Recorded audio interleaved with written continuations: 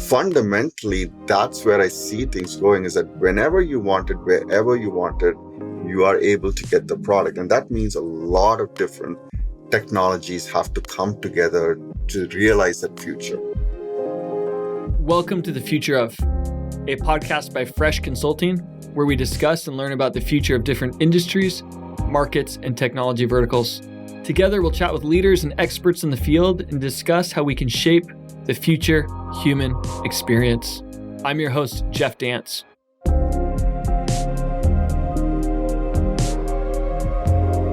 In this episode of The Future of, we're joined by Gautham Vadakkepatt to explore the future of the retail experience.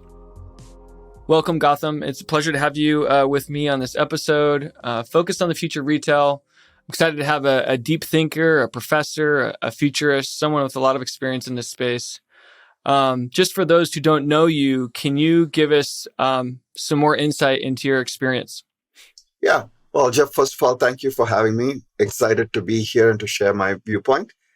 So as you said, my name is Dr. Gautham Vadakkepatt. I'm an associate professor, a dean scholar, and the director for the Center for Retail Transformation at George Mason University. And I have, for the past 15 years or so, I've experienced retail. I first got exposed to retail when working on my dissertation, when my advisor was on the board of large public corporations, and I got exposed to the data that retail had. And I got fascinated with retail. How do you take data that retailers have and generate insights that allow retail to be successful? Since then, I've worked with numerous retailers on multiple different facets of retail, go-to-market strategies, data insights. I've also worked with GE and part of the team that worked on the digital transformation of GE. And my recent iteration, I am the founding director for the Center for Retail Transformation, where we help retailers, big and small, deal with the transformation that retail is going through. Awesome. Thanks for that background. So to kick off, as we think about today, can you just walk us through some of the core components? I want to kind of ramp into this session together. Can you walk us through some of the core components of retail that go into kind of retail business? Sure. So fundamentally, if you simplify it, right, retail is just the process of selling goods or services to a consumer, right? But if you look at the details of that, then you cover a lot of different components. Retail could be selling directly to consumers. Retail could be selling to consumers through retail stores. And all of them require different components, but there are a few things that are common, right? One is the merchandising aspect of things, right? You are ultimately selling a product or a service, so you need to deal with the merchandising. The second aspect is the labor, right? If you're a retail store, you have store associates, store teams. If you're DTC, you still have the customer service component that's critical. Then if you think about it, there is the HR related stuff, right? The corporate stuff that deals with communications. And then there's the marketing component. How do you get people into the store? How do you get them to your online commerce? How do you get them to stay a customer, right? And then post-purchase, how do you keep them there? How do you keep them? And there's so many retail stores opening and closing, both online or in person, like physical stores. How do you actually keep the customers engaged with the store? That could be one component. And then the last part is, of course, the supply chain. How do you move the product from the manufacturer all the way to the consumer, and when they want it, where they want it? So it covers a lot of facets, some that are common to almost all industries, but others that are very unique to the retail sector. You mentioned DTC, and I know there's a lot of acronyms in this space, like CPG or ESG. I've heard BOPIS, obviously yes. B2C, B2B, but can you walk through a few of those acronyms just in case we say some and some of the listeners aren't aware? Yeah, that's a really good point. When you talk about retail, I talk about retail so often that you use acronyms. It's not in the common parlance. DTC is direct to consumer, right? So retail in its early conception was where you had retail stores, where you go to the store to buy your product, right? And now you have the idea that you could shop online, and that's DTC.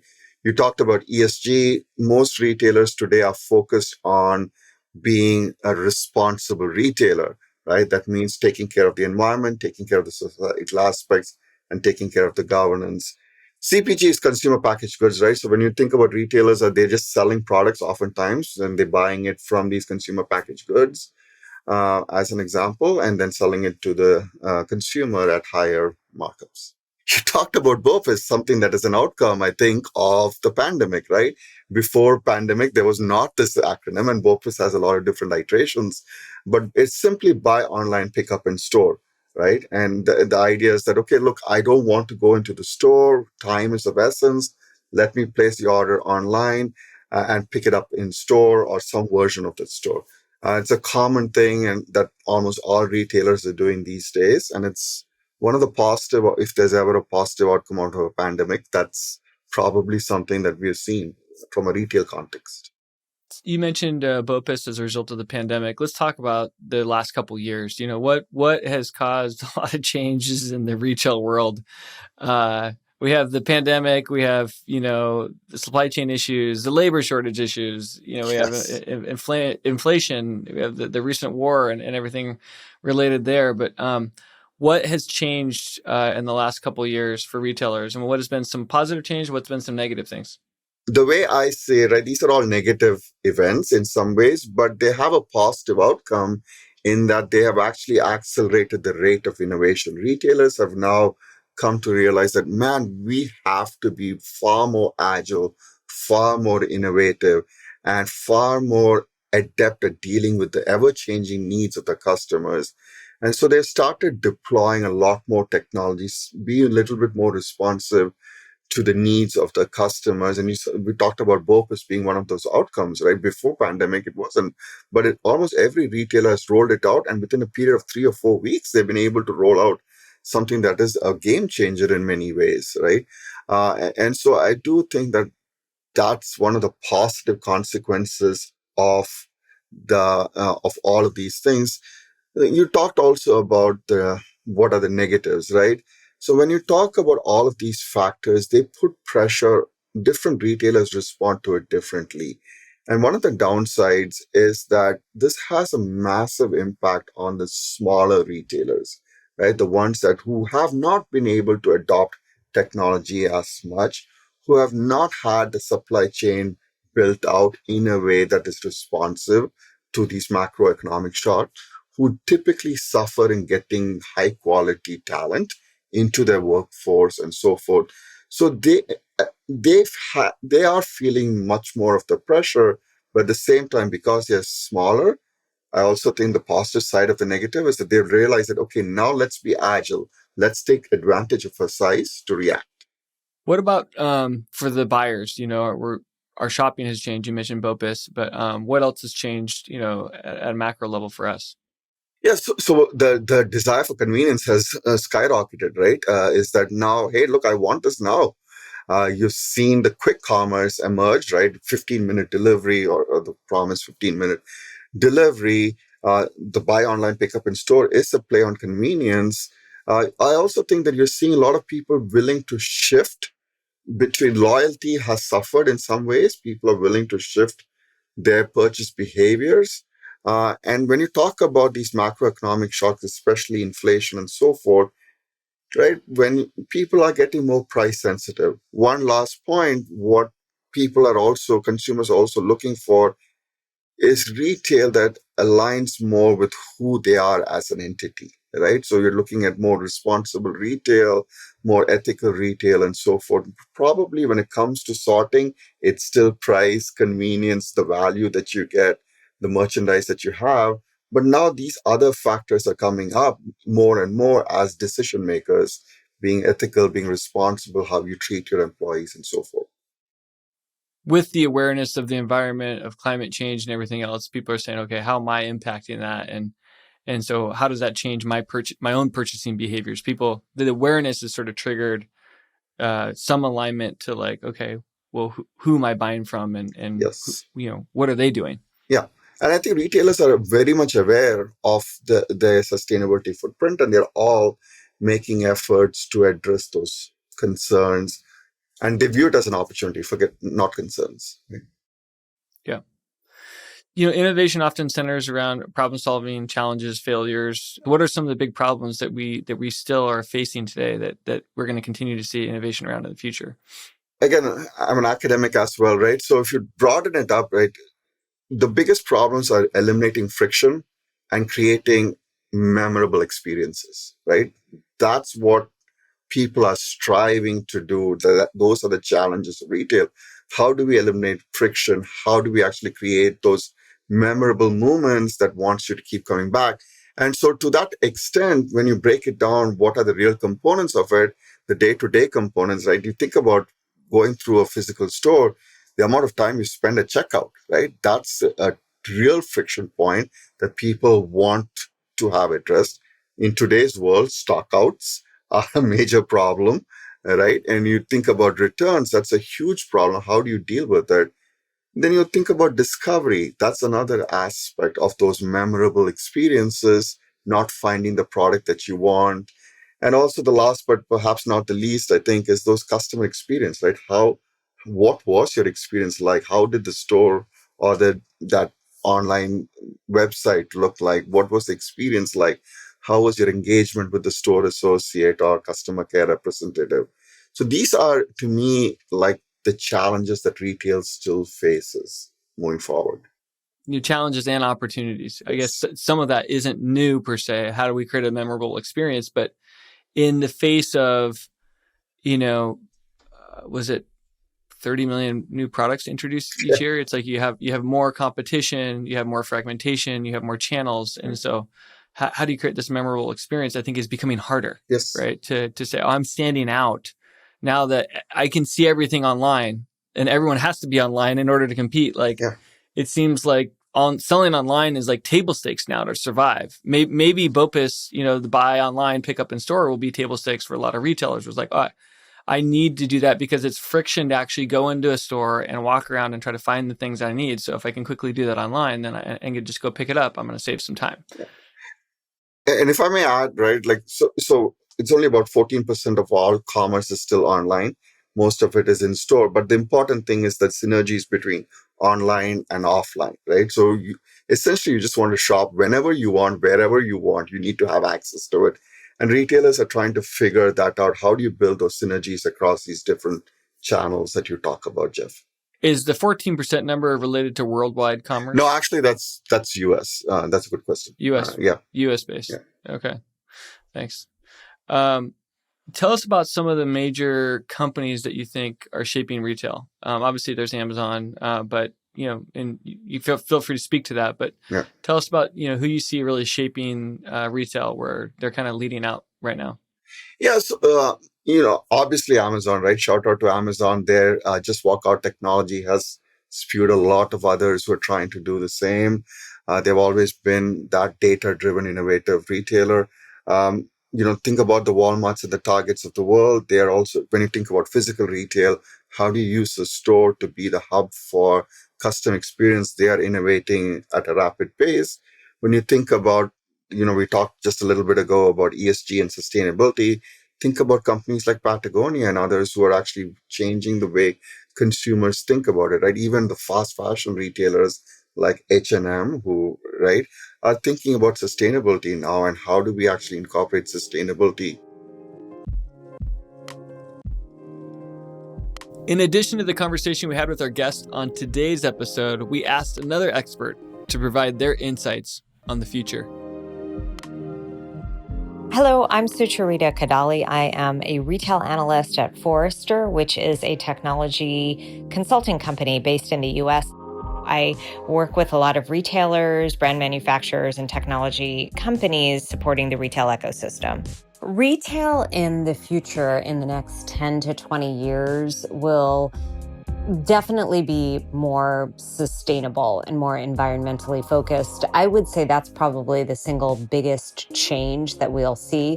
When we look at the biggest categories of retail, like food or apparel, they are in many ways, there's a lot of waste in those categories. There are issues with the circularity of product, what happens in the afterlife. There's a lot of waste. And much of that is just not sustainable. A significant portion of carbon emissions are tied to the retail industry, and the retail industry needs to grapple with those, kind of with those negative externalities. And what will likely happen is more of an embrace of circular businesses for physical goods in sectors like apparel, footwear, even electronics, anything that comprises metals or plastics. In the food sector, it will be more about making sure that there's less waste. So that could involve more industrial composting facilities in municipalities. It could be more ordering ahead or having better inventory planning. There are interesting technologies like Appeal Sciences out there, which are intended to improve the shelf life of a lot of perishable goods. I expect that those types of technologies will continue to grow and be more broadly adopted. There are all sorts of technologies now that are enabling the substitution of categories like meat, which we know are carbon intensive. So to try to substitute some of that for less carbon intensive products instead, that still, kind of satisfy needs for taste and flavor. How am I shopping in the year 2030? Like, if I'm an everyday person, what does kind of retail look like?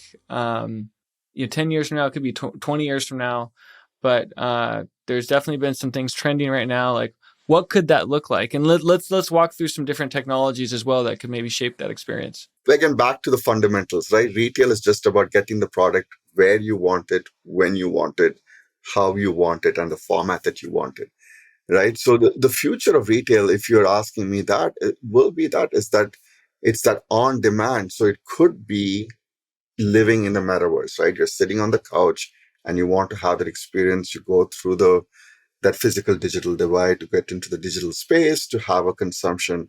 It could be delivery to your home we have got retailers now having drone delivery. We've got mobile retail stores that are on demand, right? That's the future of retail. Fundamentally, that's where I see things going, is that whenever you want it, wherever you want it, you are able to get the product. And that means a lot of different technologies have to come together to realize that future. Thank you. So you mentioned drones, and we've seen the trend of ultra fast delivery. Yes. And then also in a lot of the U.S. as an example, you have less urban environments that aren't quite as easy to deliver to. And so drones kind of enabling ultra fast delivery. You mentioned the metaverse. The metaverse is really a hybrid experience, right? It's like, absolutely, I'm in present and then I'm virtual.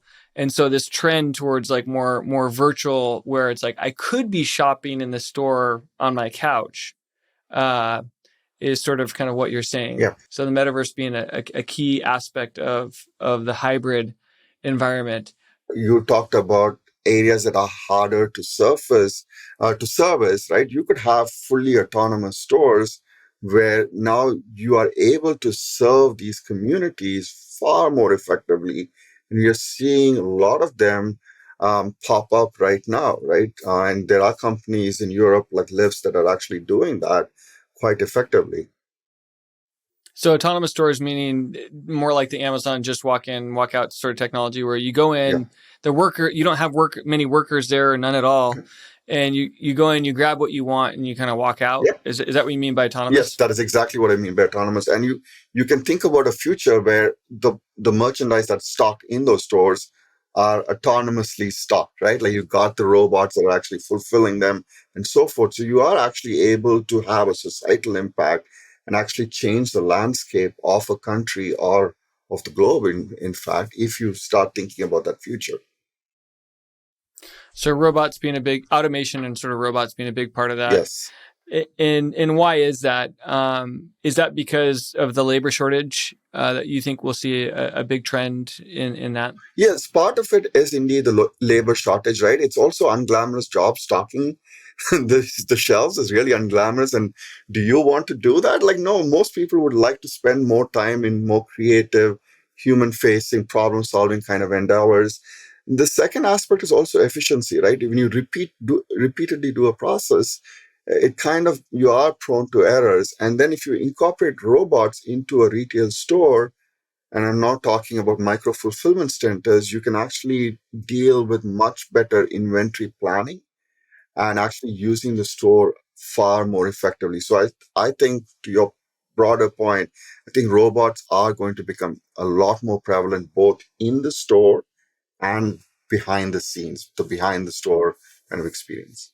What about AI? Where do we see AI playing a role with retail? Oh, AI is the logic that underlies all of these things, right? If you're thinking about autonomous stores, how do you actually take the data to customize the merchandise, the assortment, everything that's needed to that particular store? You talk about metaverse. How do you actually allow people to fluidly move between the physical and the digital kind of realm, right? When you talk about BOPIS, what kind of stuff do you need? How do you optimize inventory? So to me, it is the glue that holds the future of retail together is AI, because that allows you to effectively function and to scale to whatever level of ambition that you have, all the different components, the complex components of retail. So take all the data and make it smarter so that you can serve these functions, bring them together. You can also personalize. Yes. And my understanding is that personalization will be even deeper, sort of in the future, given that we're just going to continue to have more competition, right? And that competition is sort of like at your fingertips, right? Because it's also online, it's also virtual. Yeah, competition will explode, but so will personalization, right? So you are going to see, the future is you're going to see products that only you want, right? Based on your past experience and based on what you think is your future expectations, where AI is able to allow you to discover products that help build your identity. So absolutely. So we see that now where like ads are tailored to us, or the news is sort of tailored to us, whether we like it or not.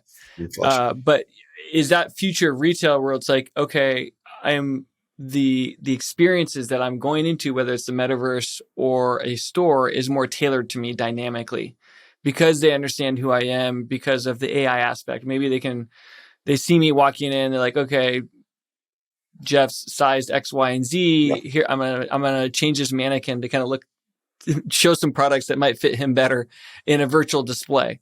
Is that the sort of personalization we're thinking about changing? That it's not just some of the online targeting; it's sort of the experience targeting that becomes more dynamic. Absolutely, right. And think about it. If you can actually get that level of personalization, then your experience becomes unique to you, and you're going to be more engaged with the process. Of course, that also brings up the undiscussed part of things is, are you willing to share the data? Do you trust the retailer, right? Or do you trust the party that's capturing your data? And for that future to happen, this is what we need. Like, that's the friction point, right? How do we gather data and analyze it and leverage it to actually provide those customized experiences? And the friction there is that the consumer wants to make sure, they want to make sure the data is used effectively. And if the data is used effectively, they love the personalization angle.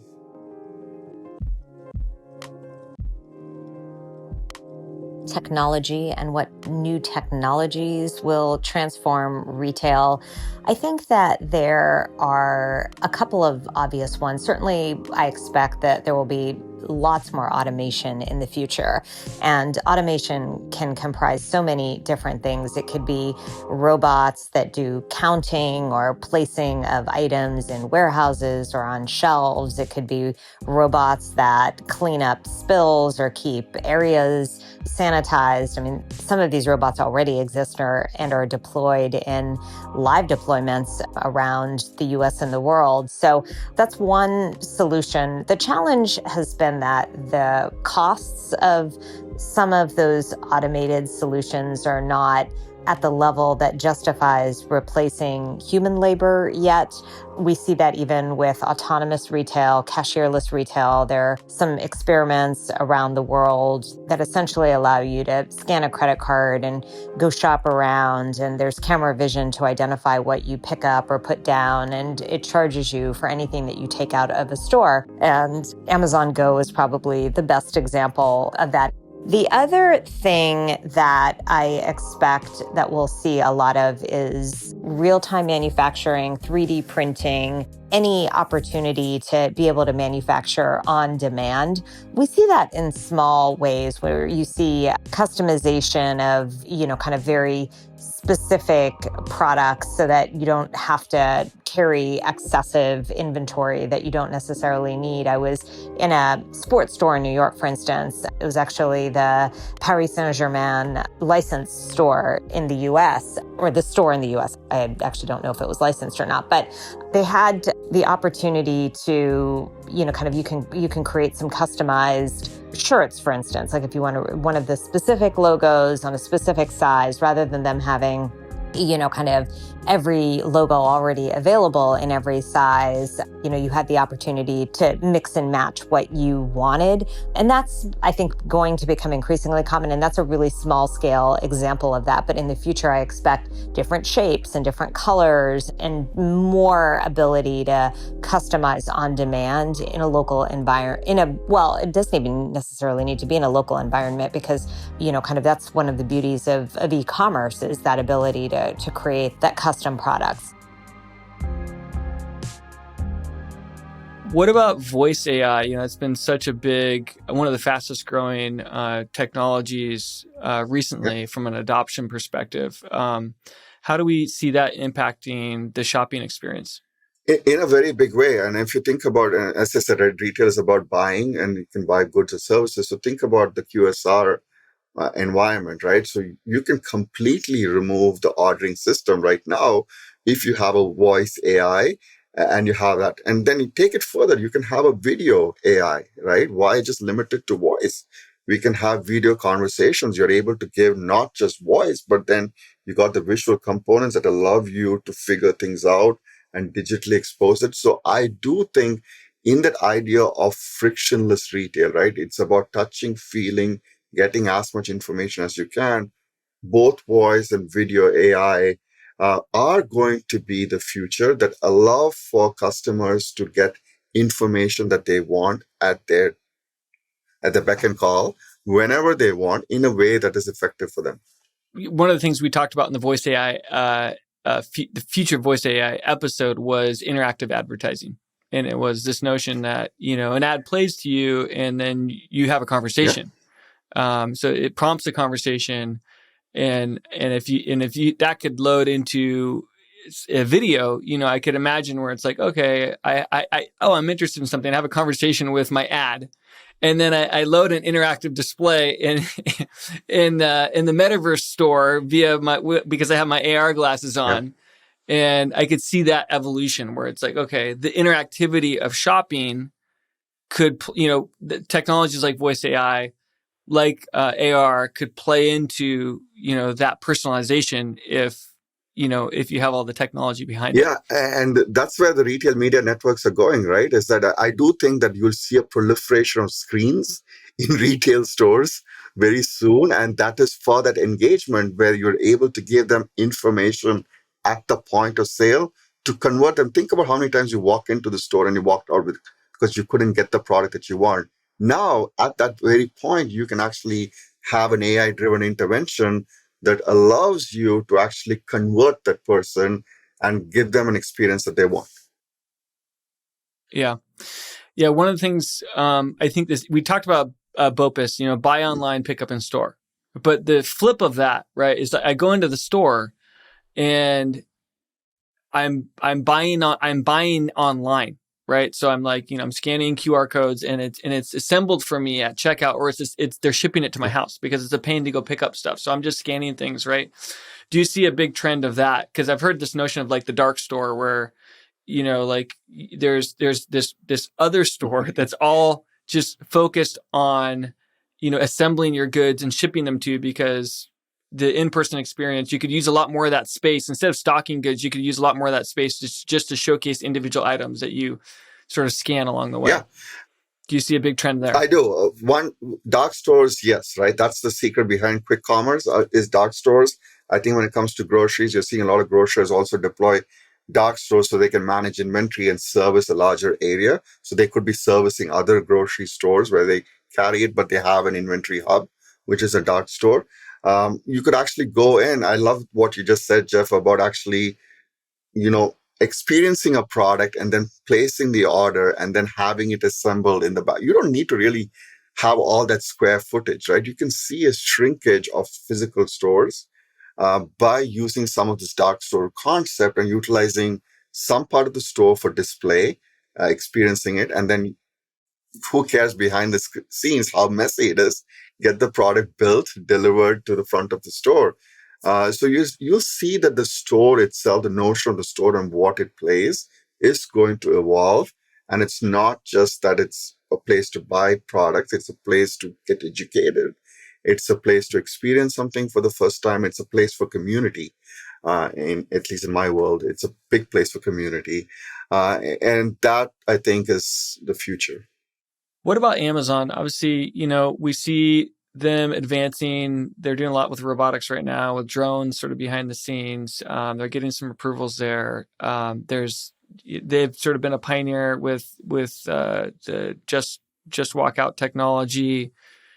They bought Whole Foods recently, and so they're kind of getting into the physical sort of environment more. Recognizing the bridge. Any thoughts on kind of where they're going to be taking things, or where kind of the big opportunities are for them? I love Amazon for two reasons, right? One is that they have a culture of experimentation and trying things. And second is that they're using, it's a data-driven approach for everything that you just said. The underlying essence is data, right? How do we leverage data that we have of customers to provide or engage in these different things? And they try to eliminate friction wherever possible. In my personal opinion, you need to have physical stores in many ways. And that's why you're seeing Amazon making much stronger inroads into the physical. We'll see that happen throughout the time.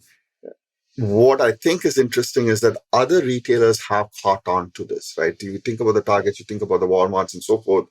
They're all trying to do this, what you have called the hybrid option. And so the competition is catching up, the gap is reducing, and you're seeing the pressure that Amazon is facing from that perspective of how do we do this, and how do we do this in a way that can scale and not just limit itself to a few experiments here and there, right? And that I think is the future for Amazon, is that they'll continue to be physical, they'll continue to leverage data and to provide customers with a unique experience. But at the same time, I think they'll start focusing more and more as well on a few core things. How do we think kind of sustainability and ESG will evolve for retail? We see major trends there now, major awareness, a lot of effort, but kind of in the future, how do you see that evolving? Yeah, I think it will be an expectation from every retailer in the future that they have a sustainable footprint. The consumers, right, are demanding it, and it is going to be woven into the fabric. That being said, at this point of time, to allow for that sustainable future, it's the cost barriers, right? Like more oftentimes, these sustainable products are more expensive. So retailers behind the scenes are working to figure that out. How do we make this where if ESG is built into the fabric of the retail, it has to be at the same price, right? And that's where you see the innovations happening with even fast fashion retailers like H&M and so forth, right? How do we actually bring sustainability into something that is a $10 item? And that, I think, is the future. Sustainability is going to be expected. It's going to be the norm if you're not having a sustainable footprint. But at the same time, the route to getting there is to deal with the cost aspects, make it acceptable, to make it not a premium price product, but a product that everyone can offer, can consume. And the second part is, how do you measure sustainability, right? There's so many different ways of measuring it. So a uniform agreement on how do we measure sustainability is going to be critical to enable that. I read your article about how it's sort of we're in the Wild West right now Yes, of that space. we But are.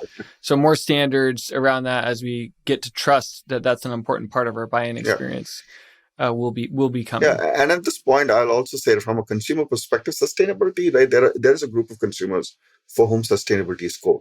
It has to be everyone's issue. There's an educational gap that we're missing, right? What do they mean by sustainability for categories? They're not informed. Then there's the cradle to cradle. How do you get things back into the system once it's been consumed? That's the last aspect. A lot of things that needs to be fixed, and processes that have to be developed, but I'm optimistic. If I were a business owner or if I were a retail owner, I think that the biggest concerns are how you're going to deal with this it's not a new environment, but this environment in which consumption and the nature of consumption having so many negative externalities, that's becoming more evident. And if you are in the retail sector, to really think about whether or not, how do you balance products versus services? How do you kind of, are services, in fact, a better way to address some of those environmental issues? And I do think that we'll see much of that. Historically, retailers have liked the scale that comes with physical goods and the margins that come with physical goods, and they don't like the labor-intensive nature, sometimes the challenges with quality control or the inability to scale services businesses. But that does seem like if you are going to be in the retail business, that you need to be open to selling more than just physical goods. As we're wrapping up here, I want to ask you just some questions let's talk about advice, essentially. So if I'm a business owner in retail, like, what advice would you give me? And I guess, let's consider that I'm a medium-sized business. I'm not a small business. I'm not a huge business, but I'm a medium-sized business. Yeah, so the first advice would be technology is not a cost, right? Technology is a differentiator. You want to see technology as a way to differentiate yourself from competition. And you want to see, and the second part related to the technology would be that technology is an enabler of experiences. So how do you actually get a better experience for the end customer? Oftentimes you deploy technology for just the sake of technology and not about creating that experience that wows them, right? Or that at least that meets their expectations. So those would be two things that are related to technology that I would advise. And then a little bit more fundamental, you said medium, right? Like, so the consumer trends are changing dramatically. I think one of the biggest challenges that retailers have to face is to stay abreast of these changing trends. And what's the value that you're bringing? You hear of all these retail store closures, big stores now dying, right? And it's because of that, the trend, they have not stayed abreast of the trends. And that is something that we need to, I would strongly advise. I'm a consumer-driven person, so that would be the first trend. What are the changes in customer dynamics? How do you create value? And then you think about price, you think about merchandising, you think about technology as enablers of that. I know there's been a shortage of workers, and we talked about robotics today, automation. Robots really shine in the dirty, dull, dangerous space. And dull, if I'm stocking shelves, maybe that's not great for me as a human. Maybe it's not elevating me as a human. So obviously there's the reskilling aspect that's needed. But as jobs shift and change, and they've already changed, right, in the last couple of years quite a bit. But I think part of that has been people saying, "Hey, I don't want to go back to retail." But still, there's I don't know, maybe what percent of the world still works in retail. These are the everyday people that still are on the front lines of making all these stores work and being part of the customer experience. What advice do you have for those that are going to continue to work in the space or anticipate this is where I've been and this is part of my future? Yeah. So retail is the largest private sector employer, just at least in the US, right? I don't think that's going to change in the near future, at least. And I think the store associates, the store teams, they need to take pride in the fact that the stores are a ground for them to actually build a lot of skills that they have. Emerging technologies, right? So they can actually learn those technologies that can be, like, think about robotics, think about AI. You're hearing companies actually training their store associates on that. Think about leadership, the human aspects of things. We are human. We want human engagement, right? Stores are a really good training ground to deal with customer experiences, to hone your skills on how do you interact with that irate customer who didn't find the product. And those are skills that is transferable to a lot of different skills. So what I'm trying to say, and I'm going to quote my friend here on this, is to have retail pride, right? Like pride in the fact that you're working in retail and that your skills that you learn on the stores can be transferable to multiple different things. And there is a career path up retail from starting from the store associates level. At the same time, there is a need to reskill and upskill, right? You need to be more technology cognizant. Most of the retail store associates don't even have an undergraduate degree, right? They are going through college when they work through stores, when they work as store associates, or they don't have that college degree. So you need to train them in technical skills, be it automation, be it AI, be it customer service, right? That's a core aspect of things. So need to learn that skills to keep themselves valuable in the future. I want us to close with creating a new acronym, if we can, for the retail space for the future. Do you know if there's an acronym for buy in store, pick up at home? Oh my goodness.